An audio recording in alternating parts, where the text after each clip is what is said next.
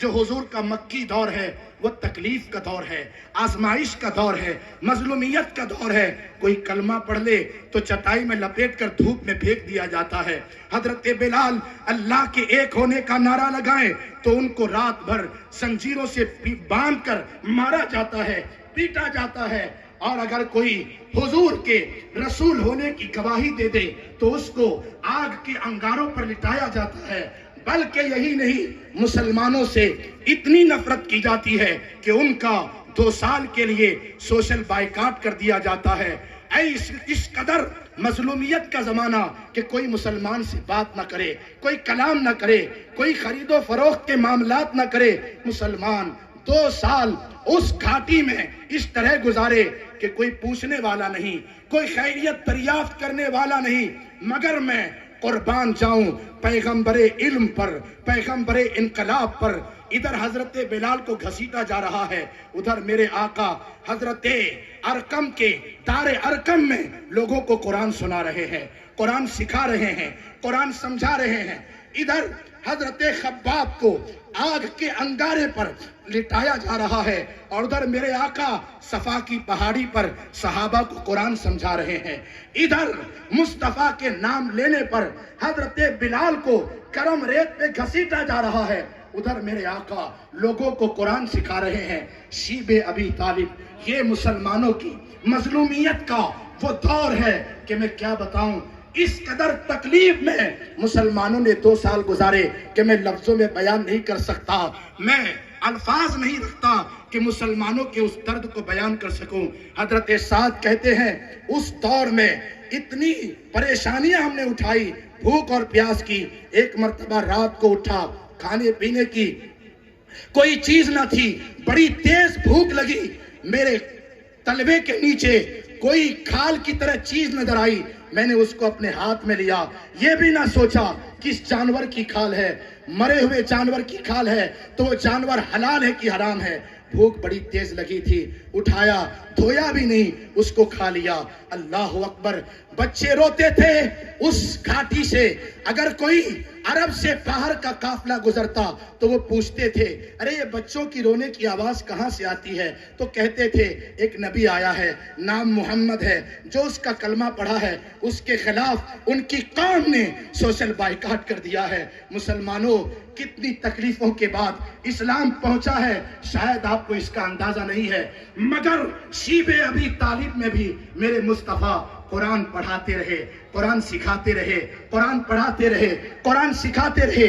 میں کیا بتاؤں، مکی دور میں، اس مظلومیت کے دور میں حضور نے پڑھایا، اور جب مدینہ آئے پہلا قدم میرے مصطفیٰ کا مدینے میں پڑا ہے، اور پڑھتے ہی آپ نے فرمایا مسلمانوں یہ زمین کس کی ہے؟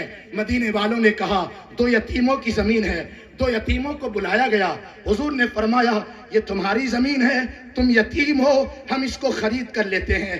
بچوں نے پوچھا، یتیم تھے، اے کاش ان تو یتیموں کا جذبہ آج کے جوانوں کو مل جائے، آج کے بے باک جوانوں کو مل جائے۔ وہ جوان جن کی جوانی گناہوں میں گزر رہی ہے، غفلت میں گزر رہی ہے، رات کی تاریکیاں کندی ہو چکی ہے، آج مرحبا کے نعرے لگانے والے رات کی تنہائی میں مصطفیٰ کا دل کتنا دکھاتے ہیں، میں اس کو لفظوں میں بیان نہیں کر سکتا۔ آج اچھل اچھل کر، کود کود کر مصطفیٰ کے نعرے لگانے والے تنہائی میں گندی فلمیں دیکھ کر مدینے والے کو کس قدر اذیت دے رہے ہیں، میں اس کو لفظوں میں نہیں بیان کر سکتا۔ اے جوانو، اگر تمہارے دل میں میرے محبوب کی محبت رائی کے دانے کے برابر بھی ہے تو آج اپنے محبوب کے در سے یہ پیغام لے کر جاؤ، محبوب کے جلوس کی محفل سے یہ پیغام لے کر جاؤ۔ ان تو یتیموں سے میرے آقا نے پوچھا، یتیموں تمہارا باپ نہیں، زمین دے دو، اللہ کا گھر بنائیں گے، وہاں نمازیں پڑھیں گے، وہاں قرآن سکھائیں گے۔ بچوں نے کہا حضور اللہ کے لیے، اللہ کو سجدہ کرنا ہے، اس لیے زمین لینی ہے، تو پھر قیمت بھی ہم قیامت میں اللہ سے لیں گے، یہاں نہیں لیں گے حضور۔ اللہ اکبر۔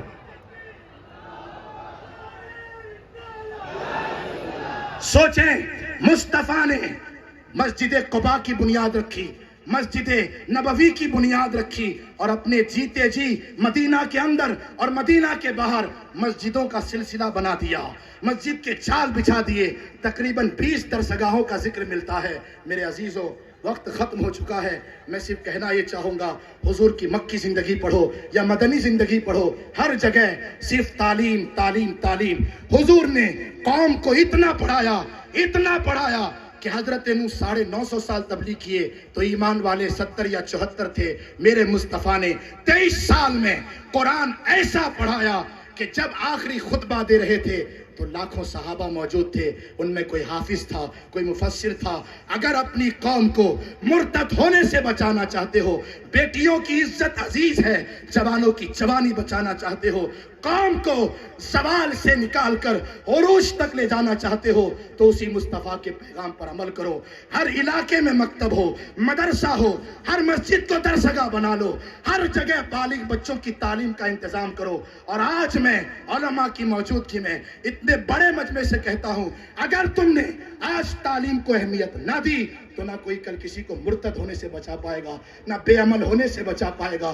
قوم لٹ چکی ہے اور لٹ جائے گی۔ مسلمانوں، مصطفیٰ کی سیرت کا پیغام یہی ہے کہ تعلیم تعلیم تعلیم، گھر گھر میں علم کا چراغ روشن کر دو، انشاءاللہ جہالت ختم ہوگی، عزت کا سفر شروع ہو جائے گا۔ اللہ ہم سب کو حضور کی سیرت سے ملنے والے اس پیغام پر عمل کی توفیق عطا فرمائے۔ السلام علیکم ورحمۃ اللہ وبرکاتہ۔